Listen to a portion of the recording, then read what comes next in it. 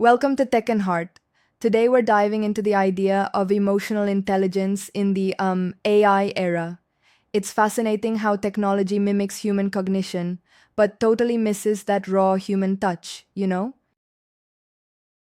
hmm Absolutely. It's like even though AI can crunch numbers and process massive data streams, it just can't feel the vibe, right? It's kind of surreal. Exactly. I mean, think about it. While AI is great for handling repetitive tasks or analyzing trends, emotional intelligence, like self awareness and empathy, remains solely in our human turf, and it's essential now Yeah. more than ever. Yep. And it's interesting how digital interactions, which are more and more replacing face to face talks, force us to pay extra attention to our own emotions, right? Definitely. You've got these five major pieces at work: self awareness, self regulation, motivation, empathy, and social skills. It's like each of these is a tool in building a genuine connection with others, even when screens are all around us, which is hmm pretty cool. Yeah. And it makes you wonder if um, the tech driven world might be dimming our abilities to notice our own emotions at times. For sure, it's almost like you're navigating a maze of notifications and digital updates, and sometimes you forget to check in with yourself, to Right? pause and feel. There's that worry of reacting impulsively in online spaces. It really does. It's like, how do we regulate our feelings when there's a constant digital buzz? That's where self regulation comes in. It's much more than just not lashing out, it's about taking a step back, reflecting, and ensuring your responses lead to positive vibes. Yeah, It's like a mental timeout when things get heated online. I see. So, would you say that practicing mindfulness and active listening are like the hardcore workouts for our emotions? Absolutely. It's like a workout for your emotional muscles. When you take the time to um, really listen to someone or even check in with your own state of mind, you're essentially strengthening those EQ skills that technology can't replicate. hmm That really puts it into perspective.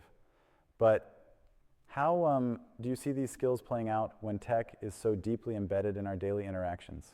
Well, think about customer service bots. They might answer your questions fast, but they totally lack that human warmth, like when you actually need to feel understood. And then there's affective computing, machines trying to read our emotions through facial cues or voice tone. But it's a bit like they're Yeah, reading patterns, not truly empathizing. I get that, but isn't effective computing a step in the right direction? Or don't you think it risks um, oversimplifying the complex landscape of human emotion? That's a very valid point. It does move us closer to bridging the gap, but even the best pattern recognition can't capture the full spectrum of human emotional Right? depth. It's more about mimicking signs of emotion than actually feeling them. Yeah, it seems like a clever tool, but just not a substitute for genuine connection. Exactly. And while AI tools can assist in handling the bulk of repetitive tasks, our role in nurturing true, empathetic bonds remains irreplaceable. hmm We, as humans, are the ones who have to actively listen and feel. That's insightful. It's almost like leaders in today's tech driven workplaces are now expected to be both data savvy and emotionally savvy. Yes, and there's been a growing trend in companies that invest in EQ training. They notice better team cohesion, increased innovation, and overall higher employee satisfaction. It's like, without that human element, even the smartest algorithms lack soul, you know? Yeah, right? It's that blend of tech efficiency with heart that really transforms workplaces. And speaking of transformation, it's interesting how even our digital interactions are pushing us to rethink balance, using AI to streamline tasks while actively preserving time for, say, tech free moments to foster real connections. hmm That balance really is crucial, especially when our phones practically act as our personal confidants these days. Exactly. It's like trying to mix oil and water sometimes. Tech is our tool for efficiency, but embracing our emotional side is what truly Right? enriches our lives. We have to be mindful of that trade off. So, if I follow in a world overflowing with digital input, The challenge is to develop personal practices that ensure we're still in tune with our own emotional states and those of others. Yeah, exactly. It's all about self care and balancing external tech pressures with inner reflection. And practices like mindfulness, active listening, and empathy exercises really stand out as ways to strengthen EQ. Yeah, They help ground us when everything feels overwhelming. I really like that. It's like training for an emotional marathon. But can technology ever actually promote these practices rather than replace them? Great question. Technology can definitely facilitate by, say, offering guided meditation apps or even coaching through virtual platforms. However, we must be careful it doesn't replace the inherent human interaction that builds genuine empathy. The tech should be a supplement, not the core driver. That makes sense. It seems like it requires a mindful deployment where we consciously choose to engage in genuine personal interactions despite the convenience of digital aids. Exactly. It's a bit like having a smart car that can drive itself, but still needing a human to navigate situations the car can't anticipate. The calibration between AI efficiency and human warmth is where the real art lies. Right? I love that analogy. A smart car that still needs a driver with intuition. It really captures the essence of using technology as a tool while keeping the human element front and center. Right on. And let's not forget, in our rapidly evolving digital work culture, these social skills are becoming even more indispensable.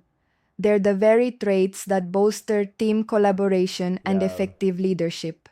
Without them, even the best data driven decisions might fall short. indeed. And it also shows how our traditional soft skills are now, well, hard skills in a modern context. Definitely, and there's also the point about balancing tech use. Companies are starting to encourage practices like tech free hours, where employees step away from constant connectivity to truly interact and recharge emotionally. That's really interesting. Sort of like investing back in human capital by reducing digital overload, right?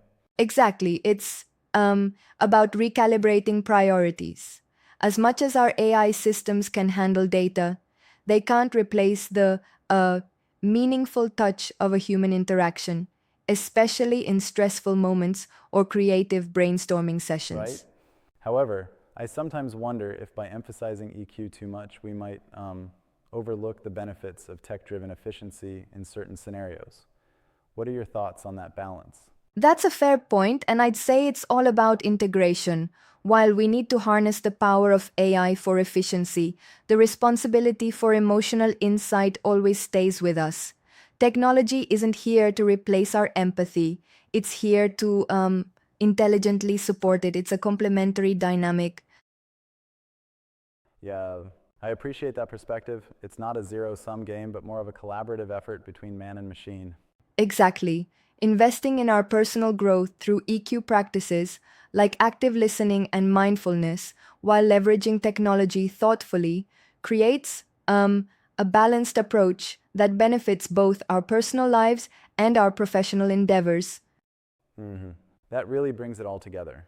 The idea that by embracing our hearts alongside our tech, we unlock a unique competitive edge in this fast paced digital age. Yes, absolutely. By keeping our emotional intelligence front and center, we ensure that even amid rapid technological advancements, our humanity, our creativity, empathy, and connection remains irreplaceable. Right? Well said. Thanks for this engaging, thoughtful conversation. Here's to keeping that balance of tech with heart as we navigate the future.